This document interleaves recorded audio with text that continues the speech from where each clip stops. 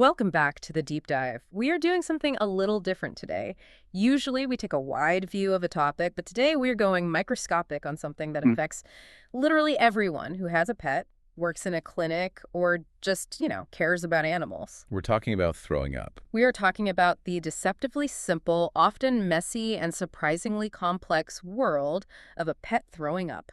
It is the classic presentation, isn't it? My dog is sick. It sounds so straightforward. It sounds like, a minor inconvenience. Exactly. It's one of the most common reasons anyone walks into a veterinary clinic. But as we're going to find out today, that simple symptom vomiting is actually the tip of a massive iceberg. It's a puzzle. And if you solve it the wrong way, you lose time, you waste money, and in some cases, you might actually miss a life-threatening condition until it's too late. Absolutely. The stakes can be incredibly high. We have a lot of ground to cover, so we are going to take our time with this. We want this to be, well, the definitive guide you can listen to on a long flight and come out the other side feeling like a gastroenterologist. That is the reality. It is a high-stakes puzzle, and rushing through it is how mistakes happen. To help us navigate this, we are diving into a really foundational text today. We are looking at Clinical Reasoning in Small Animal Practice by Madison, Volk, and Church. And specifically, we are zooming in on Chapter 2, which covers vomiting and regurgitation. A fantastic chapter and a really fantastic book. It is, but before we even get to the stomach contents, I want to talk about the philosophy of this book because it's not just a list of diseases, is it? No, absolutely not. And that's what makes this text so valuable. Most textbooks are encyclopedias. You look up parvovirus and it lists the symptoms, the treatment, the prognosis. This book is different. How so? It's a guide on how to think. It's about the cognitive process of being a clinician. It turns out that thinking, really thinking, is a skill you have to practice, just like surgery or placing a catheter. The authors draw this really interesting distinction right in Chapter 1, which it really sets the stage for everything we're doing today.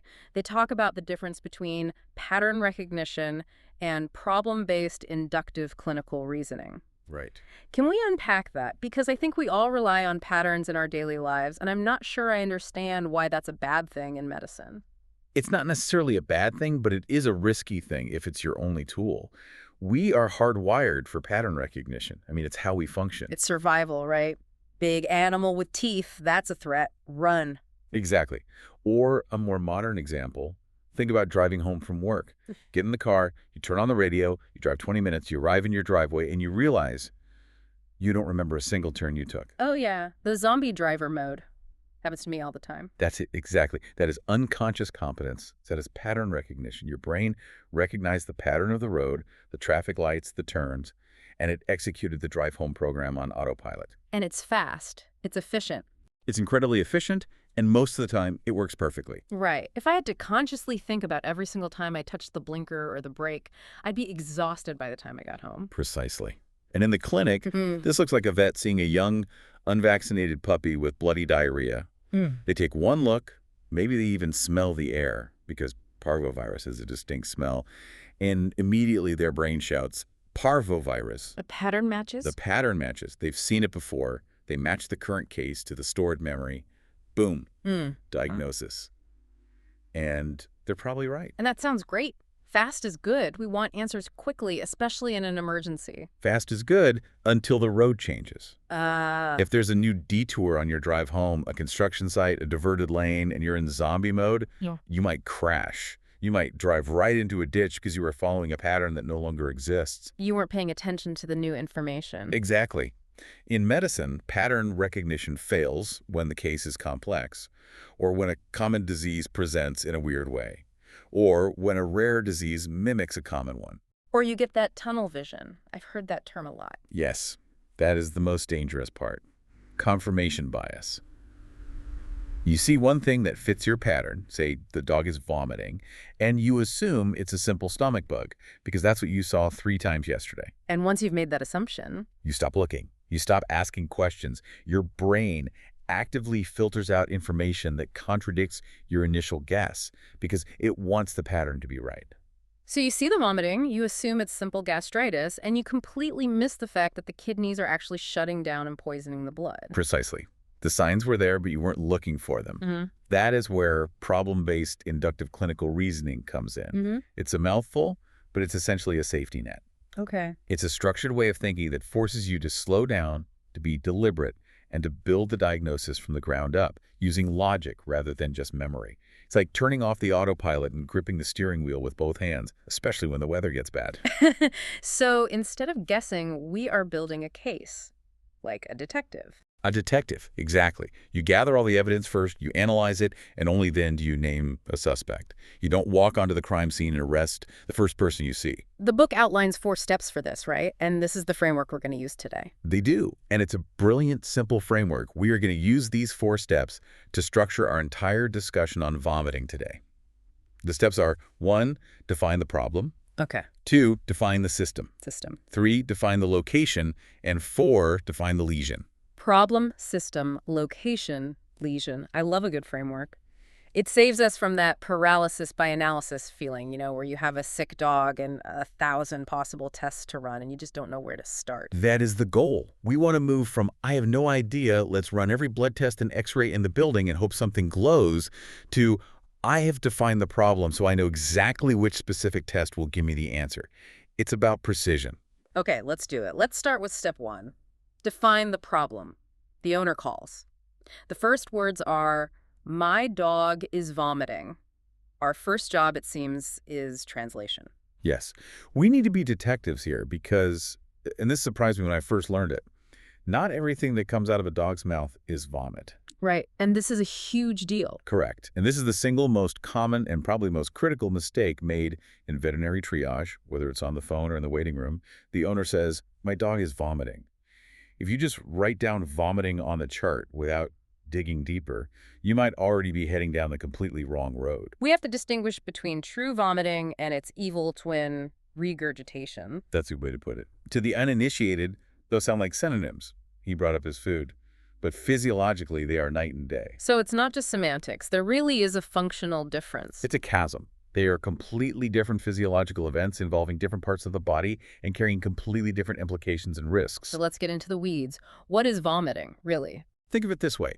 Vomiting is a production. It's a show. It's a complex, neurologically coordinated event involving the brain, the nerves, the stomach muscles, the diaphragm, and the airway. It's an active, forceful expulsion. Okay, so vomiting is an event, a process. What is regurgitation then? Regurgitation is an accident. It's a plumbing failure. It's like a pipe is backed up. It is passive, effortless, and usually silent until the mess hits the floor. Let's drill into vomiting first, because it's the more common one. You said it's a production.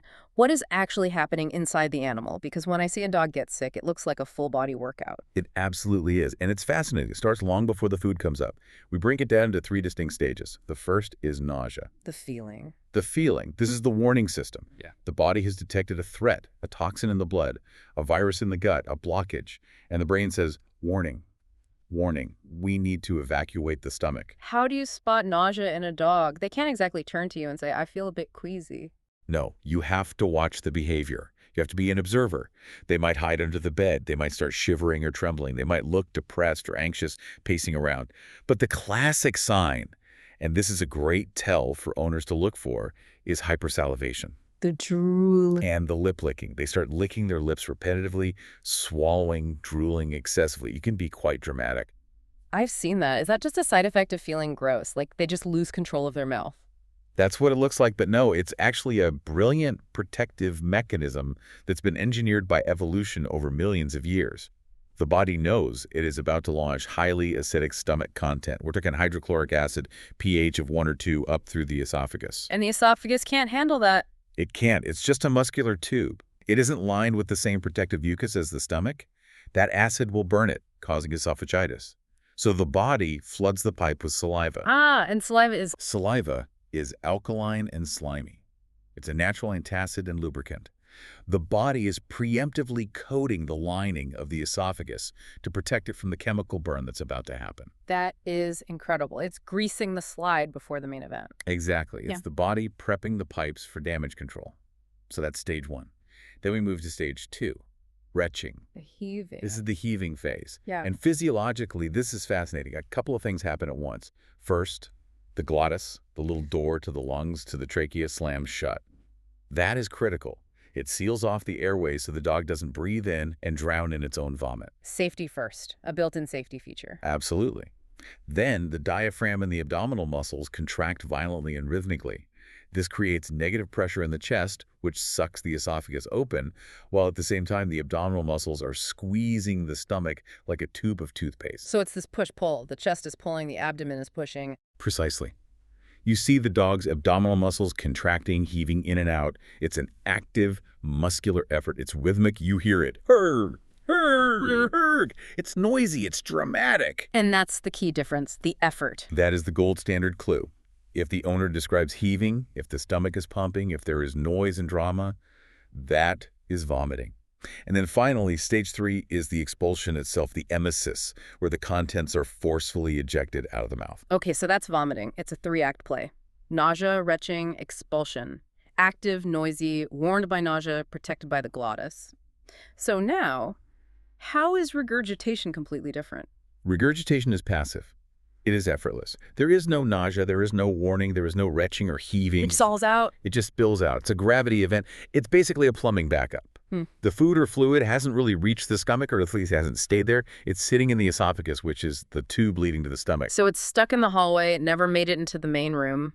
Perfect analogy. And often it happens when the animal lowers its head to drink or to sniff the ground, and gravity just spills the contents out. There's no muscular force behind it. So no lip licking, no shivering beforehand. The dog isn't acting sick? Usually not. The dog might be walking across the room, wagging its tail, feeling totally fine, and suddenly, splat, there is a pile of undigested food on the floor. And the dog might look at it with surprise, like, where did that come from? And then very often try to eat it again. Gross, but typical. Now, here is where it gets scary. Remember I said that during vomiting, the glottis closes to protect the lungs? Right. The safety seal? In regurgitation, because it's passive and sudden and there's no warning from the brain, that protective reflex often doesn't happen. The brain doesn't get the nausea signal, so it doesn't send the close the airway signal. The glottis is often wide open when this fluid comes back up. Oh, wow. So if that fluid comes back up and the door is open? It can go straight down the wrong pipe, straight into the lungs. This is why regurgitation carries a massive, massive risk of aspiration pneumonia. Food, saliva, bacteria, all of it pouring into the sterile environment of the lungs. And that can kill a dog. It can, and it does. This is why getting this distinction right is so important. If you treat a regurgitating dog as if it's just vomiting, say, just giving it anti-nausea meds and sending it home, you might be missing a ticking time bomb in the esophagus, like a blockage or a paralyzed esophagus, and you're leaving it at high risk of breathing in rotting food. That distinction, active versus passive, literally saves lives. If we get this wrong in the first 5 minutes of the conversation with the owner, we're putting the patient in danger. It really does. And there's one more lookalike we need to mention. The text makes a big point of this. The cough. The cough. How on earth do you confuse a cough with vomit? It happens all the time. Think about when you have a really bad coughing fit. A real hacking cough. You cough, cough, cough, and what happens at the very end of the fit? You kind of gag. Or retch a little bit. Exactly. You have a terminal retch. A dog with a respiratory issue kennel cough, heart failure causing fluid in the lungs, a collapsing trachea will cough, cough, cough, and then gag or retch at the end. They might even bring up a little dollop of foamy white slime. Which is not stomach contents. It's just mucus from the trachea. But the owner sees the gag, and they see the foam on the floor, and they ignore the 10 seconds of loud, honking coughing that happened right before it. They call the vet and say, he's vomiting. And if you don't ask the right questions. You don't specifically ask, did he make a noise before he brought this stuff up? Was it a cough? You're going to start investigating and treating the stomach when the problem is in the lungs or the heart. You're the wrong body system entirely. So step 1 is defining the problem. Is it vomiting, active, nausea, abdominal effort, regurgitation, passive, no effort, aspiration risk, or a cough, respiratory noise followed by a gag? Correct. That is the foundation. Yeah. If you stand on shaky ground there, the rest of the diagnosis will tremble. Okay, that's a lot to take in already. Let's say we aren't there to see it happen. The dog is in the consult room now, looking totally fine. The owner's description is vague. He just threw up. How do we tell the difference just from the evidence? We have to look at the product, right? The crime scene evidence. We have to look at the product. It's forensic work. You might even have to ask the owner to bring in a sample or at least a photo. I'm guessing we're going to talk about bile. That yellow-green stuff. We have to talk about bile. If you see bile, it is a gold standard, 100% definitive clue. Why? What makes bile so special? I mean, it's just digestive juice, isn't it? It's about anatomy. Location, location, location. Bile acts as a geographical marker. Bile is produced by the liver and stored in the gallbladder. It gets squirted into the digestive tract in the duodenum, And the duodenum is? the very first part of the small intestine, which is past the stomach. Okay, so we have the esophagus, then the stomach, then a little gate called the pylorus, and then the intestine where the bile lives. Exactly. So for bile to come out of the mouth, the fluid has to move from the intestine backwards through that little pyloric gate into the stomach and then be forcefully propelled up the esophagus. Which means it came from deep down. It's not just something that fell out of the esophagus. It implies a deep, active, coordinated reverse contraction. Therefore, if there is bile, it must be vomiting.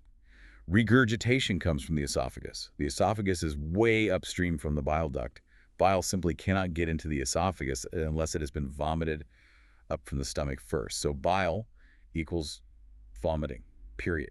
End of discussion. That's a powerful clue. But what if there's no bile? Does that mean it's regurgitation? No. And that's the key. That proves nothing. It's a one-way test. You can easily vomit stomach contents that haven't mixed with bile yet, especially if you vomit soon after eating. So the absence of bile is meaningless, but the presence of bile is definitive. What about undigested food? I feel like I've heard people say that if the food is undigested, it's regurgitation because it hasn't been cooked by the stomach acid yet. That is a very, very common trap, and it catches a lot of people out, Vets included. Undigested food can be either. It's not a reliable sign on its own. Why not? Think about the timeline. If a dog wolfs down his dinner and then immediately vomits 5 minutes later, what will that food look like? It'll look pretty much like dog food. Kibble in a puddle. Exactly. The stomach hasn't had time to digest it. Now, if a dog eats and then regurgitates 5 minutes later because of an esophageal problem, what does that look like? Also dog food in a puddle. Right. So in that early phase, the appearance of the food tells you nothing. So undigested food doesn't help us distinguish. Not on its own. However, the timing, when combined with the appearance, helps a lot. Stomach emptying in a dog takes a certain amount of time. Usually the stomach grinds up and empties a meal within a few hours. Okay. So if an animal brings up undigested, recognizable food 7, 8, or even 10 hours after eating, now that is highly suspicious for regurgitation. Because if it were sitting in the stomach for 8 hours, it should be a digested mush by now. Exactly. The acid and enzymes should have turned it into chyme. If it's still shaped like kibble 8 hours later, it probably never made it into the stomach in the first place. It's been sitting in a dilated, non-functioning esophagus. Or I guess in rare cases, the stomach exit is completely blocked. That's the other possibility, a gastric outflow obstruction. But either way, undigested food many hours after a meal is a huge red flag for a serious problem, often in the esophagus. What about pH strips? I've seen people suggest testing the acidity. It seems logical. Stomach is acid, so vomit should be acidic, right? And saliva is alkaline, so regurgitation should be alkaline. In theory, yes. It sounds like a perfect, simple chemical test. Esophageal content is usually alkaline, maybe a pH of 7 or 8, because saliva is alkaline. Stomach content is highly acidic, a pH of 1 or 2. But the source material, Madison and colleagues, they warn us very clearly, this is a red herring. Do not rely on it. Why not? It seems like such simple chemistry. Because the body is messy and physiology is complicated. Let's take vomiting first. If the vomiting is very severe and prolonged, you might not just be bringing up stomach contents. You might be bringing up intestinal fluid from the duodenum. And that's where the bile is. Yes, and that fluid is actually alkaline. The body pumps bicarbonate into the intestine specifically to neutralize the stomach acid. So it is entirely possible for true vomit to be alkaline. Okay, so an alkaline result doesn't prove regurgitation. It could just be severe vomiting. Correct. And conversely, what about regurgitation? If the animal has acid reflux, where stomach acid splashes back up into the esophagus, which is very common, the fluid just sitting in the esophagus might be acidic. So you could get an acidic pH from true regurgitation. So the test is unreliable in both directions. It can give you false positives and false negatives. Exactly. It's a coin toss at best. Ditch the pH strips. Stick to the history active versus passive, the presence of bile, and the observation of the event. And the shape. The text mentions the shape of the material. This is a bit gross, but important. Yes. Regurgitated material, because it's been sitting in a tube, the esophagus, sometimes comes out in a tubular shape. It can look like a sausage of slime and food. That is a vivid image.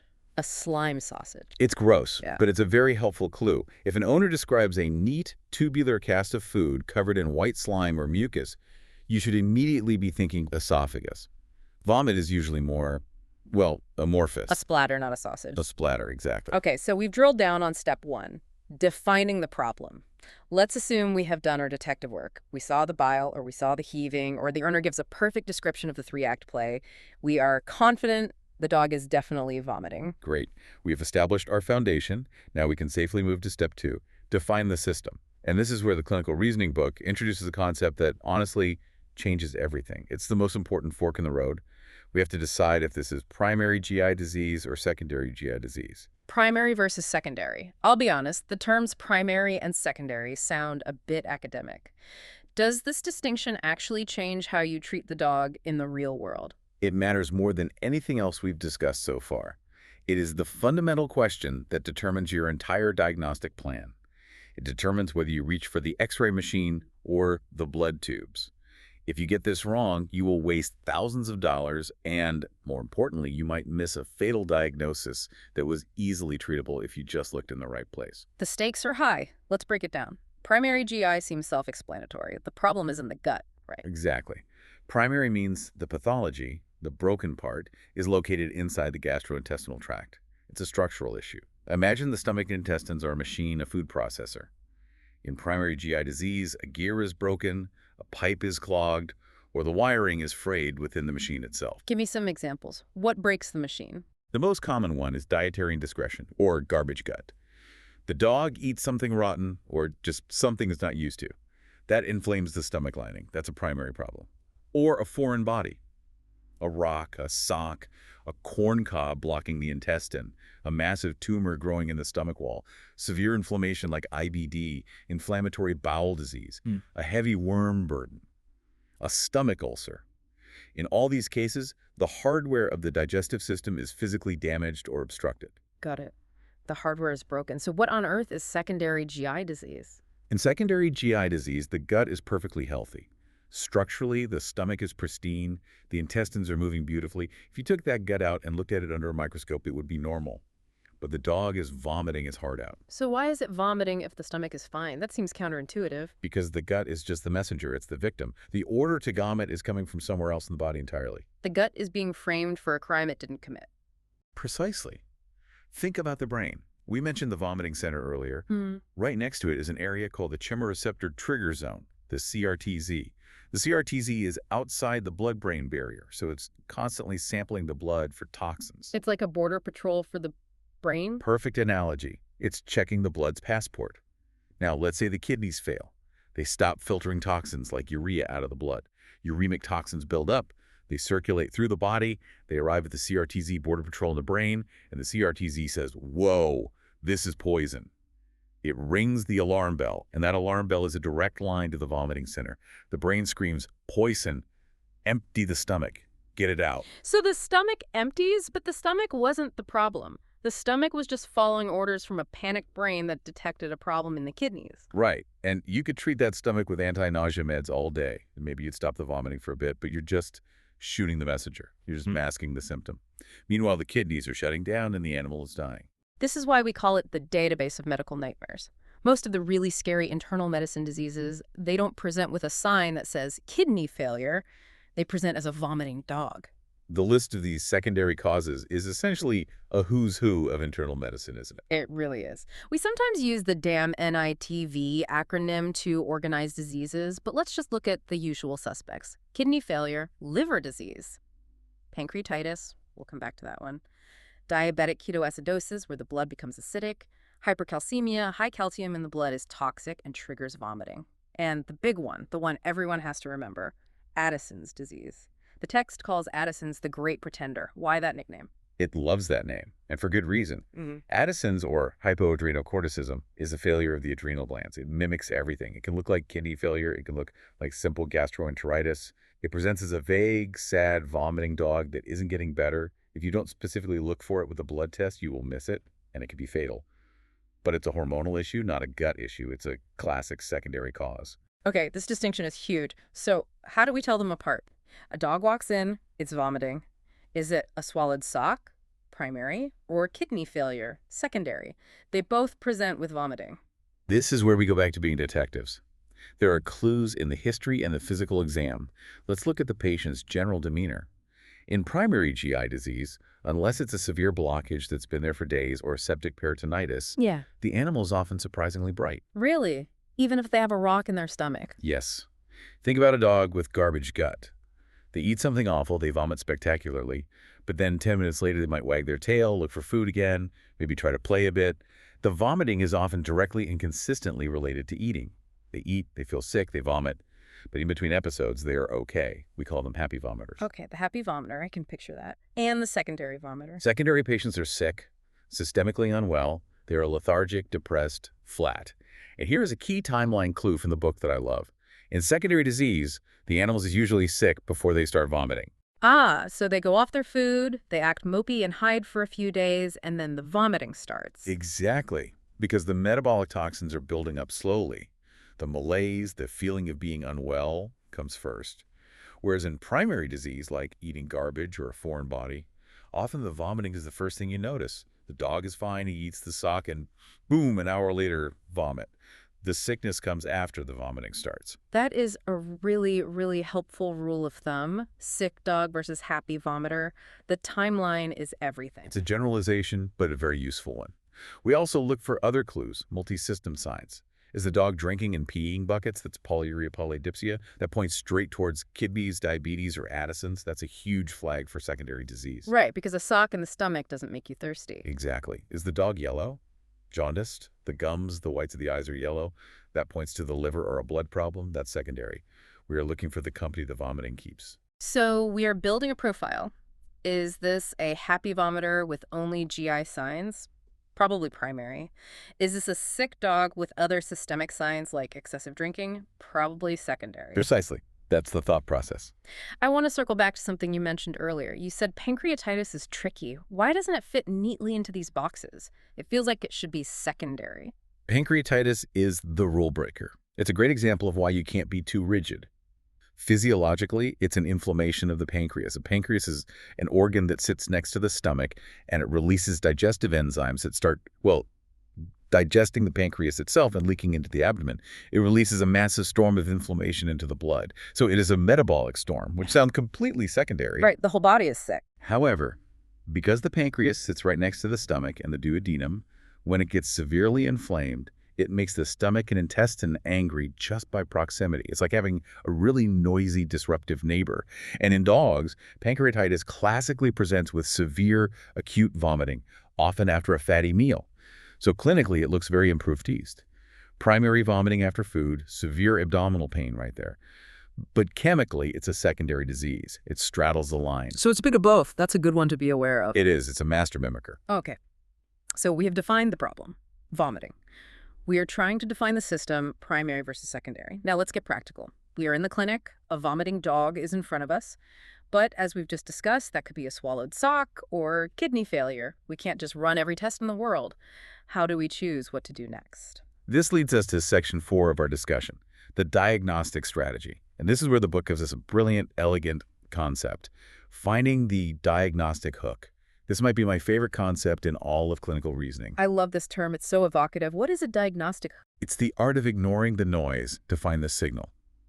When a patient has multiple symptoms, you want to hang your entire investigation on the most specific symptom they have, the one that points to the smallest number of possible diseases. Give me an example. Okay, imagine a golden retriever comes in. The owner says he's been vomiting for 2 days. But during your exam, you notice he is also jaundiced. His gums and the whites of his eyes are distinctly yellow. Okay, vomiting and jaundice, 2 problems. Now ask yourself, how many diseases in the textbook cause vomiting? Hundreds. I mean, everything from a car ride to parvovirus to eating grass to brain tumors. It's a huge, non-specific list. Correct. The list is a mile long. Yep. Yeah, how many diseases cause jaundice? A lot fewer. You've got severe liver failure, maybe a gallbladder obstruction, or a disease where the red blood cells are blowing up. Maybe 5 or 6 big categories. Exactly. So jaundice is the more specific sign. It is the rarer event. Yeah. Therefore, jaundice is your hook. For now, you ignore the vomiting. The vomiting is just a common, boring side effect. Yeah. You build your entire diagnostic plan around the question, why is this dog yellow? That clarifies things immediately. It's like triage for symptoms. You chase the rarest, most informative symptom because it narrows the field the fastest. Right. Let's try another one. A 7-year-old female spayed dog comes in for vomiting. The owner also mentions, it's funny, the last few weeks she's been drinking from the toilet bowl. She's just so thirsty all the time. Polyuria and polydipsia? Drinking and peeing too much. Okay, so where is your hook? Is it the vomiting or the drinking? It's got to be the drinking. Why? Because, like we said, a stomach blockage or garbage gut, that doesn't make you drink gallons of water. If anything, you'd stop drinking because you feel sick and nauseous. Exactly. But does kidney failure make you drink? Does diabetes make you drink? Does an infected uterus, a pyometro, make you drink? Does Addison... Absolutely. Those are the absolute hallmarks of those diseases. So the excessive drinking is your hook. It points strictly toward secondary systemic metabolic disease. Yeah. If you ignore the drinking and just take an x-ray of the stomach because the dog is vomiting, you are fishing in the completely wrong pond. Yeah. You need to run blood work and check a urine sample to investigate the kidneys and the sugar levels. This really prevents that paralysis by analysis. You don't look at the whole messy picture at once. You grab the one thread that sticks out the furthest and you pull on that. That's it. You find your hook. But what if there is no hook? The dreaded just vomiting. The gray zone. The history is vague, the physical exam is boring, the dog is just vomiting, no jaundice, no excessive drinking, no diarrhea, no pain. This is where the decision tree saves you money, time, and stress. Okay, what's the protocol? What do we do first? Step 1, and this is the recommendation in the text, rule out secondary GI first. Why start there? Why not just x-ray the stomach? That seems more direct if the problem is vomiting. It's a very logical calculation based on safety and economics. Checking for secondary disease, running a minimum database of bloods and a urinalysis is generally cheaper and much less invasive than taking x-rays or doing an ultrasound, which might require sedation. Okay, so it's less risk and less cost. Yes, but more importantly, it rules out the silent killers, the things that will kill the patient quickly from the inside out. Right. You don't want to sedate a dog for x-rays if it's actually in the middle of an Addisonian crisis or has severe kidney failure. That sedation could push them right over the edge. Exactly. Anesthesia on a uremic dog is incredibly dangerous. And also, think about the diagnostic yield. If a dog has kidney failure and you take an x-ray of the stomach, what will you see? A normal stomach. A perfectly normal stomach. You learn nothing. You've just spent $300 to see a picture of a normal stomach, and the dog is still dying of kidney failure. But a simple $50 blood test tells you the answer immediately. So run the bloods, check the liver, kidneys, electrolytes, sugar, red and white cells. If that all comes back normal, then you pivot. Now you have good evidence to rule out the major messenger problems. Now you can confidently say, the problem is likely structural, it's likely primary. Now you look for the broken hardware. Now it's time for imaging, x-rays, ultrasound, maybe endoscopy.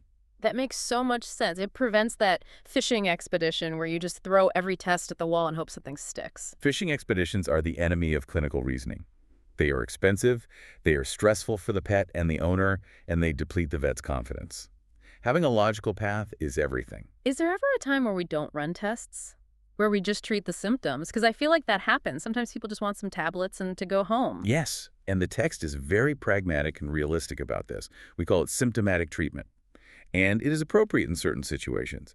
If the animal is bright, alert, hydrated, young, but not a tiny puppy, and the story fits perfectly with dietary indiscretion like he got into the trash yesterday or he ate a discarded kebab on his walk, it is reasonable to treat the symptoms. A bit of bland diet, maybe an anti-nausea injection, some fluids under the skin. Exactly. Give it 24 to 48 hours. Mm. If it's a simple case of garbage gut, they should get better quickly. But there's a massive non-negotiable caveat here, and I cannot stress this enough. Which is? Never, ever, ever do this if you suspect the animal is regurgitating. Because of the aspiration pneumonia risk. Exactly, and because regurgitation is almost always a sign of a serious structural or neuromuscular problem. You can't starve out a stricture. You can't medicate away a vascular ring anomaly. You can't fix myasthenia gravis with a bland diet. If an animal is regurgitating, you need a diagnosis immediately. Symptomatic treatment is for simple, uncomplicated vomiting only. That is a firm rule. I like that. It's a safety rail to prevent you from going off the cliff. It keeps you out of trouble, and it keeps your patient safe. Okay, let's shift gears completely. Let's say we did our detective work way back in step 1, and we decided it wasn't vomiting, it was regurgitation. The passive, silent, tubular, undigested spill. Then we are on a completely different diagnostic planet. We have to reset our brains. We are not looking at the kidneys or the liver or the pancreas. We are defining the system as primary esophageal disease. So we skip the bloods for the most part. Generally, yes. I mean, we might run them as a baseline before anesthesia, but the answer isn't going to be in the liver enzymes. The answer is in the chest. The text mentions megaesophagus as a major cause. That sounds large. It is exactly what it sounds like. The esophagus is normally a thin, muscular tube that actively pushes food down with wave-like contractions called peristalsis. It's tight and efficient. In megaesophagus, it becomes a flaccid, dilated, useless sac. It loses its muscular tone. It's like a balloon that's been blown up and stretched out too many times. Perfect analogy. It just hangs there in the chest, full of fluid and food and air. It loses its ability to squeeze. So the peristalsis, the wave-like motion, it just stops. It stops. So food just sits there in the chest. Eventually, the dog leans forward to drink, and gravity brings it all back up. What causes that? Why does the tube just give up like that? This is where we get to our final step, defining the lesion. What has gone wrong? Broadly, it could be an obstruction, a physical blockage. Like a bone stuck in the throat? A bone is a common one. Or a stricture, which is a band of scar tissue from a previous acid burn or injury that cinches the tube tight like a belt. Or something in puppies called a vascular ring anomaly. What is that? That sounds complicated. It's a congenital defect. It's where a blood vessel near the heart, usually the aorta or a branch of it, develops in the wrong place and wraps around the esophagus, forming a ring. Like a napkin ring. Exactly. When the puppy's on milk, it's fine. But when they start eating solid food, the food can't get past the ring. The esophagus above the ring stretches out and becomes mega. It's a surgical problem. Okay, so obstruction is one category. What's the other? A motility disorder. The pipe isn't blocked, but the nerve signals aren't working right. The muscle is sterilized. This is the classic idiopathic megaesophagus where we don't know the cause. But this also brings us to a specific list of exceptions. You said regurgitation is usually primary esophageal disease, but you're saying there are some systemic diseases that can cause it. You are sharp. Yes. There are a few very important secondary causes of megaesophagus, and you have to hunt for them because some of them are treatable. Okay, who are the culprits? The number one suspect is myasthenia gravis. It's a neuromuscular disease. It's an autoimmune condition where the body attacks the receptors on the muscles. The signals from the nerves don't reach the muscles, so the muscles become weak. And since the esophagus is a muscle. It stops working. Myasthenia can cause generalized weakness, but often the very first sign is regurgitation because the esophageal muscle is very sensitive to it. And look who's back again, Addison's. Addison's is always lurking at the party. Hypoadrenocorticism can, in some cases, cause a reversible megaesophagus. Lead toxicity is another classic, the rarer one.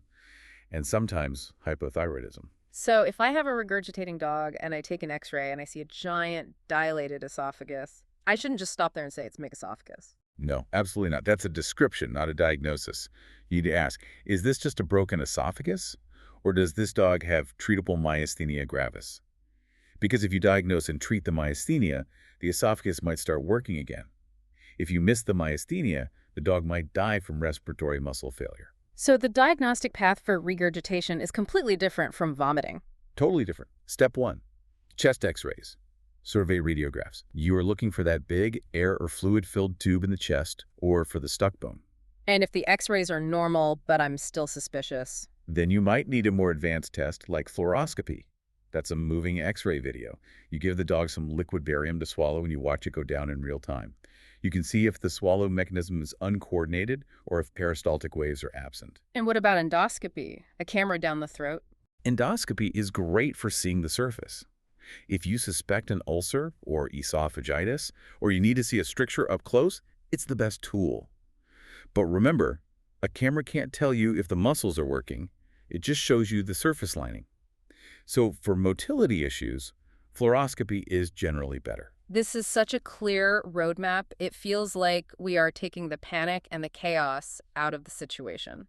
That is the entire goal of Chapter 1 and Chapter 2 of this book. The authors talk about the psychology of the clinician. Frustration and burnout in this field often come from confusion and lack of a system. It comes from the fishing expedition. When you're just running tests and hoping a result comes back positive so you have something to tell the owner? Exactly. It's stressful and feels unprofessional. When you rely on problem-based reasoning, you don't need to know the final diagnosis instantly. You just need to know the next logical question to ask. Is it vomit or regurgitation? Answer that. Then, if it's vomit, is it likely structural or functional? Answer that. Then where is my diagnostic hook? It turns a chaotic emergency into a linear, manageable checklist. And it makes the process of diagnosis fun instead of stressful.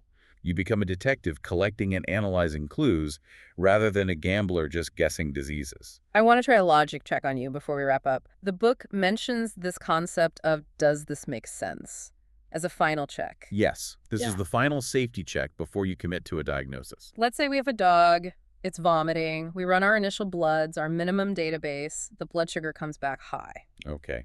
High blood sugar. The pattern recognition part of my brain screams, diabetes. Very natural reaction. So I tell the owner, good news, we know why he's vomiting, he has diabetes. Does that make sense? Stop and think physiologically. Uh-huh. Uncomplicated diabetes mellitus. What are the classic signs? The ones we talked about, polyuria, peeing a lot, polydipsia, drinking a lot, and usually polyphagia, eating a lot, and weight loss. Correct. Does high sugar on its own directly stimulate the vomiting center? I don't think so. Not directly. It doesn't. Uncomplicated diabetes does not make you vomit. So if that dog is vomiting, simply saying it's diabetes doesn't make sense. You are missing a piece of the puzzle. So what else could it be? Maybe the dog has diabetic ketoacidosis, which is the crisis form of diabetes where the blood turns dangerously acidic. Those ketones absolutely cause severe vomiting. Or maybe the dog has diabetes and pancreatitis, which is a common combination. Or diabetes and a foreign body. The point is, your job isn't done. So the does it make sense step stops you from stopping too early. Why not? From being satisfied with an incomplete answer. Exactly. Don't just grab the first abnormal number on the blood panel and declare victory. Ask yourself if that single number truly explains the entire clinical picture of the patient in front of you. This has been an incredibly thorough walkthrough. I honestly feel like I can look at a vomiting patient with completely fresh eyes now. That's the hope. It's about moving from being a passive observer of symptoms to being an active investigator of systems. Let's recap the framework one last time for everyone listening, just to lock it in. Step 1. Define the problem. You have to distinguish active, noisy vomiting look for bile, nausea, effort from passive, accidental regurgitation, which carries a huge aspiration risk. And don't forget the coughing dog. Step 2. Define the system. If it's vomiting, you have to decide. Is it primary, a structural problem in the gut like a foreign body, or is it secondary, a functional problem where the gut is just a messenger for a disease somewhere else, like the kidneys or liver? Use the patient's demeanor, happy vomiter versus sick dog, and the timeline to help you guess. Step 3. Use the diagnostic hook. Find and follow the most specific, unusual sign. If they're yellow, investigate the jaundice. If they're drinking gallons, investigate the kidneys. Don't get distracted by the common, boring symptom of vomiting. And step 4, prioritize your tests. Rule out the scary secondary causes, first with bloods and urine, because it's non-invasive, cheaper, and safer. If those are normal, then you can move to imaging for the primary causes. And if it's regurgitation, your focus goes straight to the chest and the esophagus. Brilliant. Now, before we sign off, I want to leave our listeners with a final thought from the book. We've talked a lot about logic and systems and frameworks. Does this mean intuition, that gut feeling, is dead? Not at all. And the book makes a beautiful point about this. It argues that true expert intuition isn't magic. It isn't a superpower. It's just internalized rapid-fire reasoning. It's lightning-fast logic. Exactly. The expert clinician has performed this step-by-step process so many thousands of times that it happens in a split second, unconsciously. They see the pattern because they deeply understand the logic underneath it. So the goal isn't to stop having intuition. The goal is to build a rock-solid safety net for when your intuition fails or when the case is just too weird. That's it. The best clinicians aren't the ones who guess right every time. Nobody does. They're the ones who know how to find the answer when their initial guess is wrong. They have a system to fall back on. I love that. The best clinicians are the ones who know what to do when the guess is wrong. That's the takeaway from this entire approach to medicine. Thank you so much for breaking this down with us. This has been incredibly insightful. And to our listeners, next time you see a sick dog on your schedule or your own pet is unwell, take a breath. Don't just reach for the anti-nausea meds. Ask the questions. Is it active? Is it passive? Is the gut the culprit? Or is it just the messenger? Be the detective. Thanks for listening to The Deep Dive. We'll see you next time.